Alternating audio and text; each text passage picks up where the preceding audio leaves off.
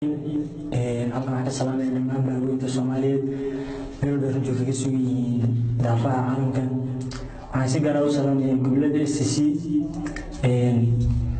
Waxaan runtii si gaar ah u salaamayaa gobolka Sool oo runtii heestan hadda aan qaadanayo runtii ka hadlayso.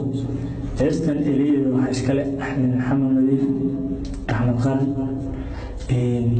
Laxanka iyo codka runtii waa aniga. waxaan jecel asxaabta inay wanaagsan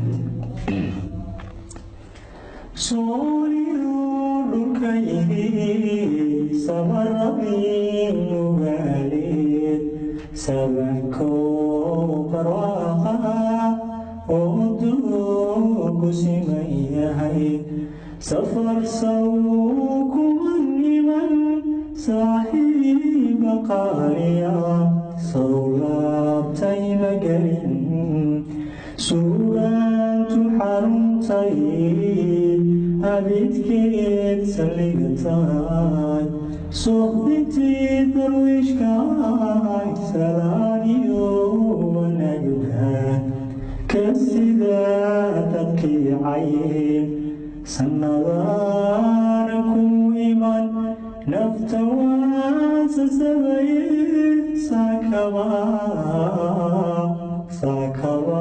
manabad bacsuuleed sanag baaleediyo sintii ceerikaabiyo suuradeeda daalo intuu saakamayay helay sawirkeeda quruxdayd naftu ay ku samirtaay sidaan ku ilaawaa salaaniyo wanaagba ka sida dadkii cayn sannadaana ku iman nafta waan sasabaye